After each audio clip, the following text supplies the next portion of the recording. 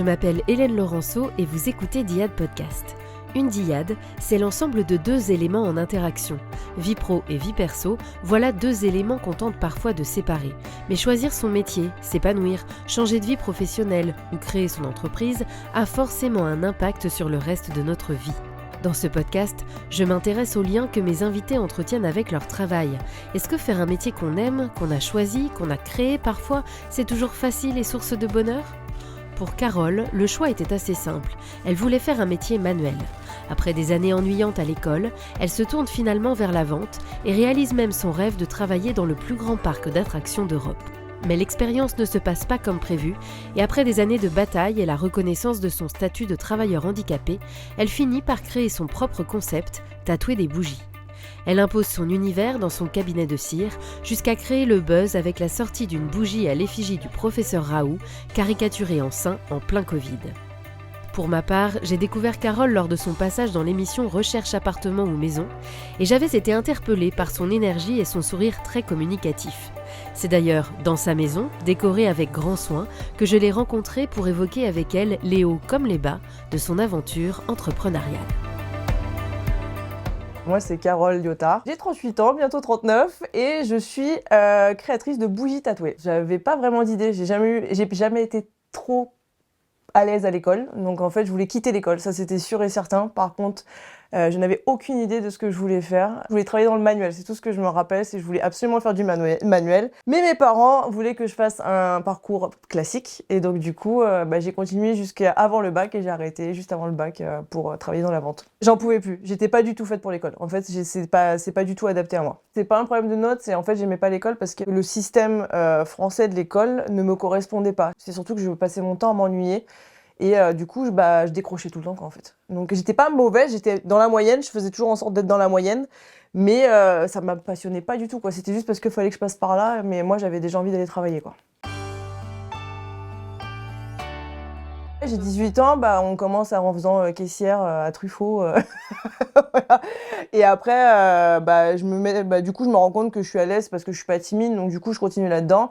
Et j'avais un rêve dans ma vie, c'était de travailler à Disneyland Paris. Chose que j'ai réalisée. Donc j'ai travaillé à Disneyland Paris quand j'avais 24 ans. Pour faire court, en gros, je me suis retrouvée en Vendée il y a 15 ans parce que j'ai fait la roue de la fortune et j'ai gagné 15 000 euros. Et je me suis dit, tiens, tu vas aller vivre où? Près de la mer? Je suis partie à La Roche-sur-Yon. J'ai adoré cette région, mais entre-temps, j'ai trouvé mon CDI à Disney, donc je repars dans la région parisienne, mais avec le regret d'avoir quitté la Vendée. Je faisais les barbes à papa. Donc toujours dans le manuel, mais en fait je m'occupais, donc j'étais à Candy Palace, la boutique de bonbons, ça s'appelle un bloc, et en fait quand on travaille dans ces blocs-là, on peut faire les bonbons comme vendre les vêtements pour enfants, comme pour adultes, mais j'ai aussi travaillé dans la boîte de nuit qu'il y avait à Disneyland Paris à l'époque. C'était une expérience vraiment pas terrible, alors ça ne m'a rien gâché du rêve, maintenant ça va mieux, mais j'ai été victime de harcèlement moral là-bas, et donc du coup ça s'est très mal passé, j'ai eu un accident de travail. C'est tout, en fait tout découle de ça, c'est-à-dire que j'ai eu un accident de travail. Je me suis retrouvée travailleur handicapé. On m'a reconnu travailleur handicapé à 30 ans. J'ai eu un accident de scooter, un accident de trajet, où je me suis cassé le poignet sur la route. Et ça a déclenché après énormément de problèmes parce que les conditions de travail n'étant pas bonnes, je me suis retrouvée avec une tendinite aggravée. Ce qui a déclenché plein d'examens. On a découvert qu'en fait j'avais un handicap de naissance aussi avec ça et que du coup c'est pour ça que ça guérissait pas. Donc du coup j'ai un problème au bras, j'ai une tendinite de 2 Kervin qui ne part pas et en fait c'est dû à un problème à l'épaule. Donc j'ai un syndrome qui fait que mon artère se bouge quand je lève les bras. Disney ça s'arrête, ça met du temps parce que y a une tentative de procès quand même parce qu'ils sont quand même responsables des conditions de travail qui fait que mon handicap se dégrade, en fait ça se dégrade de jour en jour, sauf que se battre contre Disney c'est impossible, voilà. Donc ça a été 7 ans de bataille pour faire reconnaître ça et pour au final dire je vais chercher à la médecine du travail et je me mets inapte à tout poste pour qu'enfin ils me laissent partir parce qu'en fait ils voulaient que je démissionne. Je ne voulais pas démissionner, ça a été une guerre pas possible pour qu'à la fin ils me licencient pour inaptitude à tout poste en fait. On me met à Cap Emploi, donc c'est le Pôle Emploi, alors maintenant France Travail apparemment, des handicapés. Et on me fait faire un stage de 3 mois pour savoir dans quel métier je suis faite. On me fait des tests psychologiques, des choses comme ça, on me fait faire des coloriages. Et là, je me rends compte que on me prend pour une attardée, qu'en fait, pour eux, le handicap, c'est forcément mental. Et je leur explique tout le long, je m'énerve, je pleure parce que je me dis, mais vous êtes en train d'essayer de me mettre dans une case qui ne me correspond pas. Moi, j'ai juste un problème au bras, ma tête va très bien. On me dit, vous allez travailler dans le service à la personne, avec les personnes âgées et tout. On me demande de passer des diplômes et tout. Je les regarde, je dis, moi, j'aime pas les études. J'ai oublié tout ça parce que je ne repasserai pas des études à 30 ans, quoi. Et c'est là, voilà, que cette idée de bougie que j'ai depuis des années, je me mets à réfléchir vraiment à ça, à me dire, est-ce que c'est pas le moment de lancer cette activité et de tenter l'expérience des bougies que j'ai en tête depuis très longtemps, en fait. Donc, c'est quand j'étais à Disney, en fait, parce que Disney, ça m'a quand même apporté énormément de choses sur le côté décoration. Voilà, c'est pour ça que j'ai cet univers-là chez moi, c'est que je me suis beaucoup inspirée de l'univers que Disney arrivait à faire dans son parc. J'aime la décoration aussi depuis que je suis gamine. Et je suis fan de tatouage et de piercing. Et en fait, j'avais un support blanc et qui était malheureusement blanc en fait. Et je me disais, mais pourquoi on ne rend pas coloré en fait ce support blanc? Et c'est de là d'où vient l'idée, pourquoi on tatoue pas des bougies? Parce que ça a la même forme qu'un bras, qu'une jambe. Je dis, pourquoi on fait pas des motifs de tatouage sur bougie en fait? Et c'est là où vient l'idée. Et après, je comprends que oui, c'est pas si simple que ça de décorer une bougie, parce qu'une bougie, c'est gras et que les motifs ne tiennent pas comme ça en claquant des doigts. Et donc, 2 ans de travail à travailler la bougie et à me dire, et à finir par un résultat qui me convient. Et à dire, vas-y, je me lance. J'ai balancé des bougies à travers la pièce parce que ça ne prenait pas, parce qu'au bout d'un moment, on fatigue, parce qu'on se dit, c'est bon, c'est la bonne solution. Et en fait, pas du tout. Et parce que tous les tests que je faisais n'étaient pas concluants, ça faisait des vagues, ça faisait des bulles, c'était pas propre, ça bavait, enfin...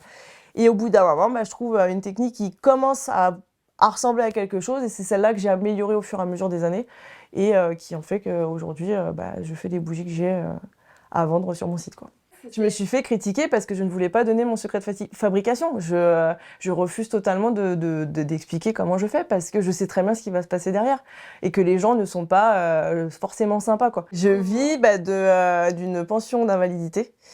Et encore du chômage, j'ai encore le chômage à ce moment-là. En fait, je lance vraiment l'entreprise à partir du moment où je n'ai plus de chômage. Où à la fin, donc Cap Emploi me dit, vous êtes en fin de droit, allez-y. Et on a voulu me mettre en couveuse d'entreprise, qui m'a pas correspondu non plus, parce que je suis quelqu'un de très indépendante et j'aime pas trop qu'on me bride. Donc du coup, je suis sortie de cette couveuse d'entreprise et j'ai dit, tant pis, j'y vais comme ça à l'arrache. Et puis, vraiment, je suis partie à l'arrache, en fait. Aucune étude de marché, rien, j'ai dit, je m'en fous, je le sentais, j'ai dit, il faut que je le fasse.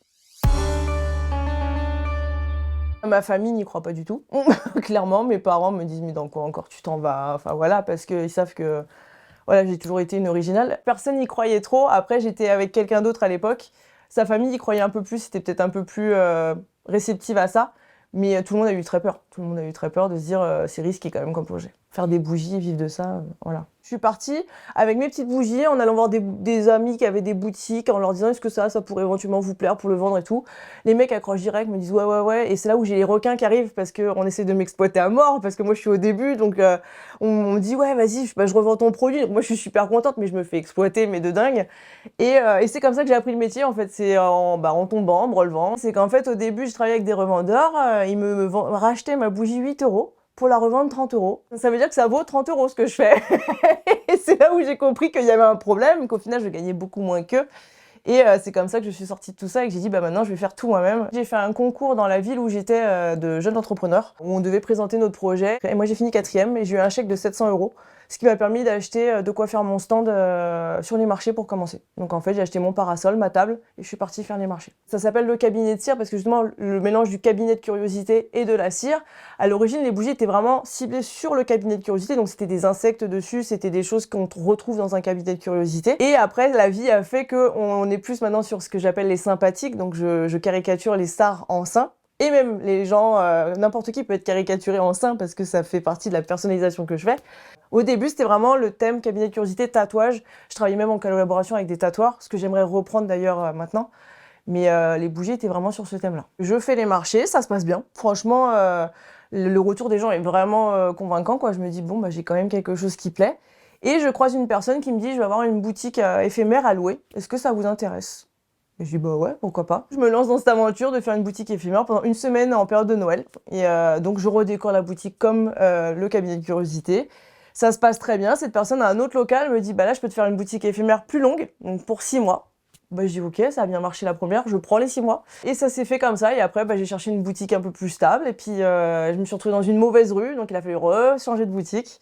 pour finir dans une boutique avec vue sur le port à La Ciotat, donc dans les Bouches-du-Rhône, et me rendre compte que ouais, ça fonctionnait bien, ça fonctionnait bien, mais c'était pas fait pour moi. Pourtant, j'ai été dans le commerce avant, mais vu que ce n'était pas mon produit que je vendais, je le vivais pas du tout pareil, c'est-à-dire que j'avais toujours très bon contact avec les clients et tout. Et le fait que là, c'était mon produit que je vendais, je sais pas, ça a pris une autre dimension. Et ça me tenait à cœur. Donc la moindre critique, je pouvais m'effondrer 2 secondes après parce que y a des gens qui sont pas forcément sympas, qui rentrent dans votre boutique, qui comprennent pas l'univers, qui critiquent comme pas possible.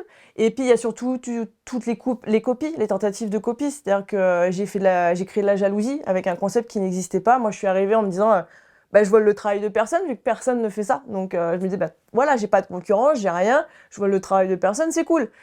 Ça s'est retourné contre moi, c'est-à-dire que du coup, quand je suis arrivée à La Ciotat, tout le monde a voulu copier mon concept, donc tout le monde s'est mis à faire des bougies à La Ciotat.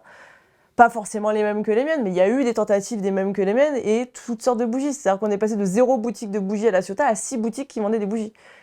Et toute cette concurrence m'a fatiguée, clairement, j'étais pas faite pour ça. Ce monde de requins, moi, j'en veux pas, quoi, j'en veux pas. Le professeur Raoult, ça part du Covid, hein, forcément. Donc la boutique, on se retrouve à fermer boutique parce que le Covid nous l'impose. Grosse dépression, hein, parce que je me dis, c'est fini. Moi, je payais mes loyers, j'avais rien qui rentrait. Je me dis, voilà, c'est fini, machin. Dans le salon, on continuait à chercher des idées. D'un seul coup, on se dit, le professeur Raoult, tout le monde en parle, on va le caricaturer en saint. Sachant que la collection des sympathiques, je la faisais déjà avant le professeur Raoult. Mais ça ne marchait pas du tout. C'est-à-dire que personne comprenait le délire. Alors que moi, je l'adorais cette collection, mais personne comprenait le délire. Et il a fallu ce professeur Raoult pour que ça fasse un immense buzz. C'est-à-dire qu'au début, ça part de la Provence, parce que j'étais donc dans les Bouches-du-Rhône, qui fait un petit article sur cette bougie, parce qu'on la poste sur les réseaux sociaux, il la voit, ça les fait marrer et tout, machin. Petit article, là, c'est repris par France Bleu. Donc déjà, on se dit, France Bleu, cool. Et Quotidien, donc Alison Wheeler, qui fait une chronique et qui claque la bougie à la télé. J'étais pas du tout au courant, c'est-à-dire que je l'ai découvert en direct. Je vois ma bougie s'afficher à la télé. Et là, j'ai attends, qu'est-ce qui est en train de se passer ? Et là, mon site ça fait que biper parce que les gens arrivent sur le site et commandent cette bougie. Du coup, je me rends compte qu'en fait, là, je suis en train de vendre le site internet que j'avais créé déjà depuis longtemps, mais qui, pareil, ne marchait pas plus que ça parce que c'est long à mettre en place et tout. Le Covid m'a aidé à faire marcher ce site internet. Et du coup, j'ai vendu plus de 5000 bougies du professeur Raoult. Ça a été trop bien. Ça a été vraiment génial du travail parce que je ne demandais que ça de travailler. Et ça a été par contre, il y avait un problème de matière première parce que c'était en plein Covid. Donc du coup, plus de bougies, plus rien. Enfin voilà. Il y a eu une histoire très rigolote avec la police de Marseille qui est venue chez moi. Donc j'ai flippé parce que j'ai la police qui sonne chez moi. Je dis, qu'est-ce qui se passe ? J'ai rien fait de mal, je suis chez moi et tout. Ils me disent, descendez de chez vous. Je dis, merde. Et voilà. Et en fait, ils me disent, vous retournez à votre atelier parce que nous aussi, on en veut des bougies, quoi. Donc, on vous donne l'autorisation, vous partez dans votre atelier, on vous donne l'attestation pour que vous puissiez faire les retours parce que c'est votre lieu de travail. Et là, on se dit, mais c'est quoi ce truc de fou et tout ? Et le professeur Raoult a donné son autorisation on lui a offert la bougie et il a donné son autorisation pour qu'on la vende. Ça a été une très très belle histoire. C'est-à-dire que même j'ai le Washington Post qui est venu faire un reportage dans la boutique. Il y a la télé coréenne qui est venue. Enfin, ça a été LCI, BFM, toutes les télés sont passées. Je me suis retrouvée dans Enquête exclusive aussi. Enfin, vraiment, toutes les chaînes de télé voulaient... En fait, ils allaient voir le professeur Raoult à Marseille. Et vu que j'étais à La Ciotat, donc j'étais à 15 minutes, après, hop, ils passaient à la boutique pour voir la fameuse bougie du professeur Raoult. Et même le MUSEM à Marseille, donc le musée marseillais, nous a commandé une bougie pour la mettre dans une future expo qui parlera du Covid, en fait. Ça a mis du temps à redescendre, parce que ça a bien duré 2 ans. 2 ans où les Raoult, ça tombait... j'en vendais une 50aine par jour, quoi. Les gens faisaient la queue devant la boutique pour avoir leur bougie Raoult. Enfin, c'était de la folie. On devait fermer pour fabriquer, pour rouvrir, et il fallait envoyer tout celle du site. Quand on a rouvert, il a fallu organiser tout ça et on s'est rendu compte que les deux, c'était pas gérable du tout. Le site internet plus la boutique, c'était plus gérable. Moi, je dirais que j'ai dit trop bien, le site fonctionne, donc du coup, on arrête la boutique et plus besoin de rester dans la région des Bouches-du-Rhône où impossible de s'acheter une maison parce que tout est beaucoup trop cher. Et là, c'est la Vendée, moi qui m'avais pas quitté. Je me dis, c'est peut-être le moment de retourner vivre en Vendée parce que maintenant, j'ai un apport pour faire un crédit, pour pouvoir acheter une maison qui était un rêve de gamine aussi. Et grâce au professeur Raoult, oui, j'ai acheté ma maison. Le site n'a jamais été vraiment fermé. C'est juste que j'ai prévenu que les délais étaient rallongés.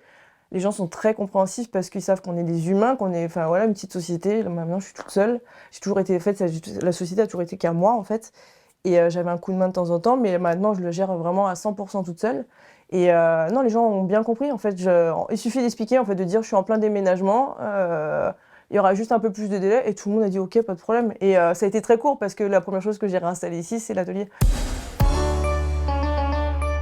Il y a encore plein d'idées, il y a des choses que j'ai envie de refaire, comme je disais, retravailler avec des tatoueurs, des choses comme ça. Maintenant que tout est bien remis en place, j'ai plus la boutique à gérer derrière, donc j'ai plus ce stress de la boutique. J'aimerais reprendre des collaborations avec des artistes, je dis tatoueurs, mais des artistes en tout genre, qui est des dessinateurs, des graffeurs comme je faisais avant. J'aimerais reprendre les conventions tatouage, me redéplacer, repartir un peu voir les gens, parce que c'est bien d'être chez soi, mais au bout d'un moment, on a envie de voir du monde, hein, parce que tu te pètes vite un plomb, hein, toute seule chez soi.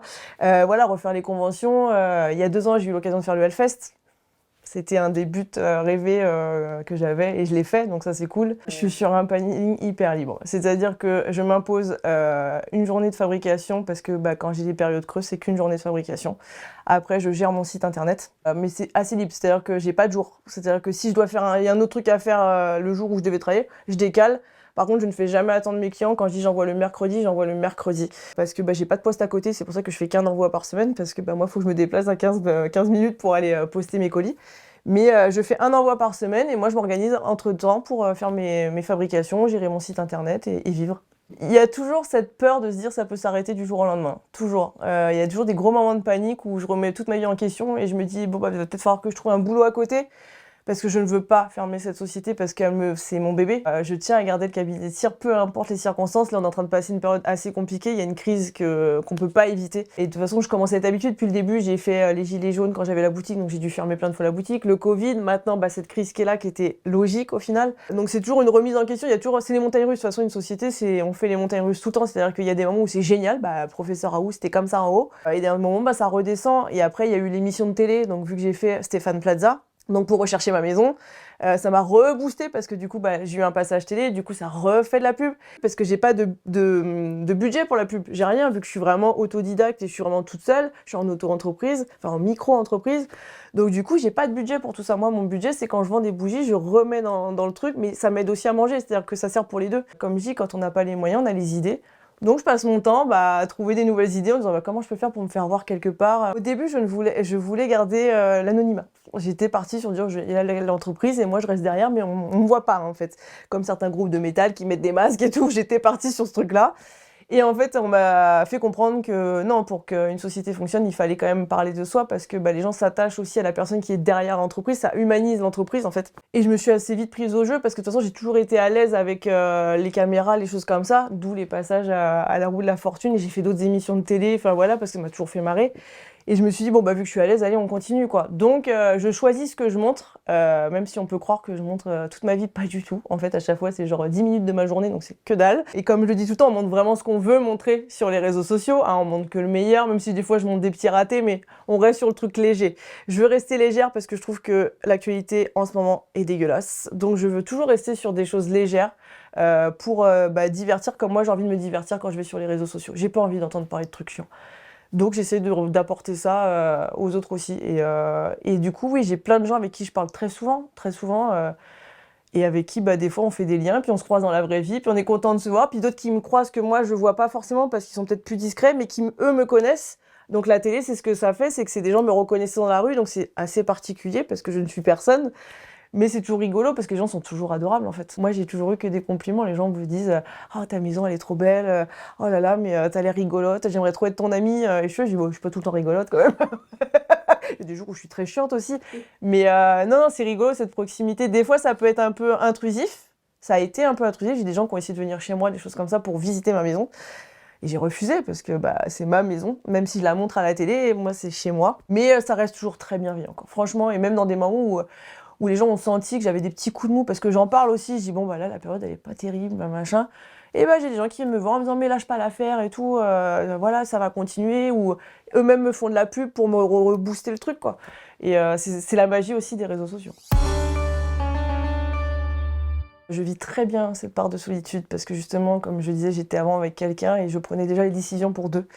Et ça a été beaucoup plus lourd que de là les prendre pour moi toute seule. Maintenant, du coup, je prends vraiment les décisions que j'ai envie de prendre. J'ai personne pour me freiner, j'ai personne pour me donner ses peurs, pour tout ça. Et maintenant, je me suis détachée de ça. Et ce qui me permet d'être vraiment moi et de vraiment créer ce que j'ai envie, quand j'ai envie et comme j'en ai envie. Donc, ce côté solitaire, je l'aime vraiment. C'est quelque chose auquel je tiens. Ça se voit pas forcément le travail qu'on fait parce que c'est beaucoup de choses qui se font dans l'ombre. C'est mettre des mots-clés, machin, pour être référent. Ça, c'est très long. Et en plus, j'ai eu la bonne idée d'avoir plus de 300. Là, je suis en train de faire les calculs, je suis en train de finir mon site internet. Donc, je dois être à plus de 380 personnalités que j'ai caricaturées qu'il faut que je mette sur le site. Et c'est une angoisse. C'est le côté où je m'ennuie très vite, en fait. C'est très ennuyant à faire. Faut le faire. Mais c'est long. C'est très long. C'est très, très long. Je regarde la télé, d'un seul coup, je me dis « Oh, je l'ai pas fait !» Donc, hop, je prends ma tablette, je le caricature, je le fais, je le poste sur les réseaux, et voilà. Ou des gens qui me disent « Bah, t'as pas fait machin ?» J'ai posé la question si j'avais le droit de faire ça. Donc oui, j'ai le droit vu que c'est de la caricature, donc j'ai le droit. Par contre, si une personne n'aime pas, ne veut pas être caricaturée, je l'enlève directement de mon site. Je ne pose même pas de questions. C'est-à-dire que la personne vient me voir en me disant « Je veux pas que j'enlève. » De toute façon, vu qu'il n'y a pas de fabrication à l'avance, moi j'ai juste à l'enlever de mon site. Et voilà, je m'excuse parce que voilà, en disant je pensais pas que ça pourrait vous gêner, mais j'enlève directement du site. Je veux pas prendre des risques bêtement pour ça. Donc si j'ai déjà eu une personne qui m'a dit je ne veux pas être caricaturée. J'ai dit ok, pas de problème. Donc on l'a jamais vu. Ça s'est passé entre elle et moi et je ne l'ai jamais sorti en fait. Et j'ai toujours eu des bonnes réactions. Alors d'autres qui ont dit oh mais je mérite pas ça. Donc très humble, mais la plupart non, ils se marrent et j'ai même eu des réactions où j'ai testé avec des personnes où je m'attendais pas à une telle réaction et qui ont été hyper contents quoi. Et je me suis dit oh trop bien parce que des fois on se dit bon bah je joue quand même, alors je suis quand même avec la religion donc ça pose des problèmes avec certaines personnes. J'essaie d'expliquer que c'est pas du tout du blasphème, c'est pas dans le but de blasphémer, c'est vraiment pour amener de la légèreté. En fait mon travail c'est j'ai toujours été comme ça, j'aime amener de la légèreté, j'aime prendre les choses à la légère. Le monde il est assez dur comme ça. Donc je me fais cette petite bulle de légèreté où j'essaie de rigoler un peu de tout. Voilà, ça ne passe pas avec tout le monde, je le conçois. Je me mets des limites, pas parce que j'ai envie de m'en mettre, c'est parce que je sais que je peux faire un bad buzz. Parce que je sais que j'ai un humour très particulier, que j'ai un second degré, voilà, que tout le monde n'a pas. Donc en fait, je sais qu'en faisant du second degré, on peut s'attirer les foudres, surtout à notre époque, on peut s'attirer très vite les foudres d'internet et c'est pas le but en fait, c'est pas le but. Donc je me bride à ce niveau-là. J'adapte vraiment mon travail par rapport à mes douleurs. Bizarrement, j'en ai beaucoup moins, parce que je pense que de toute façon, quand on a un handicap, le fait d'être bien dans sa peau aide aussi à ce que l'handicap ne soit pas trop lourd. Par contre, il y a des moments où oui, mon bras me fait très mal, et donc je fais d'autres choses où j'ai pas besoin d'utiliser, c'est mon bras droit, où j'ai pas besoin d'utiliser mon bras droit. Oui, manque de bol, j'ai trouvé un métier manuel alors que j'ai un handicap, mais je gère en fait. C'est-à-dire que dès que je sens que la douleur peut arriver, je m'arrête. Et je m'organise pour faire d'autres choses ou reposer mon bras. C'est l'avantage d'être à son compte, c'est que je gère mon emploi du temps par rapport aussi à mes douleurs. Donc j'ai pas de problème à ce niveau-là. Moi j'aimerais m'arrêter. On me le reproche de dire mais Caro, tu prends aucun jour de repos en fait. Je suis pas partie en vacances depuis 15 ans. Quand je suis quelque part, je vérifie toujours un peu mes mails, voir si je dois répondre à quelqu'un. Tout le monde est très étonné parce que je réponds toujours très vite aux mails. On me dit mais comment ça se fait? Ben, je dis parce que je me prends toujours...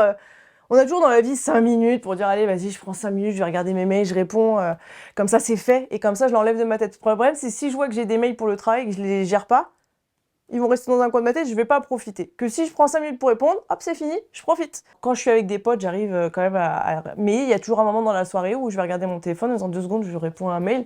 Il me dit mais Caro, il est 23h, tu es en train de répondre à un mail. Je dis ouais mais je sais pas faire autrement. J'ai du mal à prendre du recul.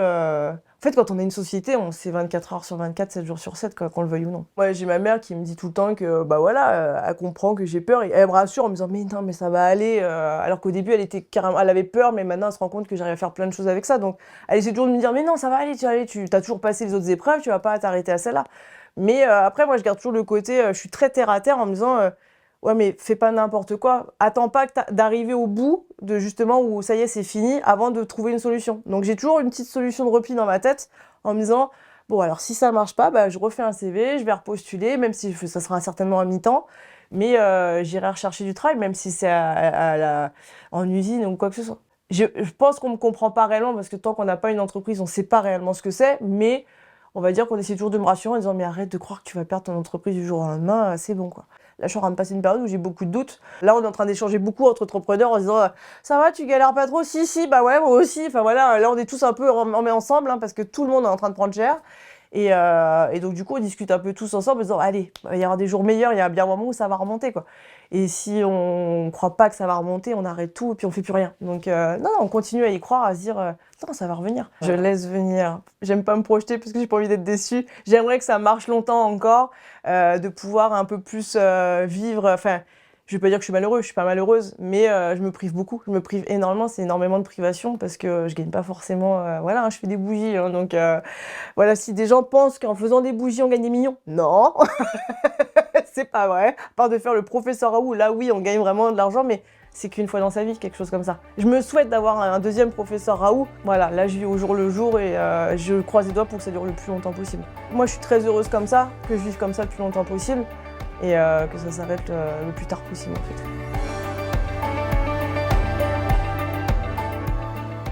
Merci pour votre écoute. Si l'épisode vous a plu, partagez, commentez. C'est le meilleur moyen de me soutenir. Et je vous dis à très vite pour un nouvel épisode.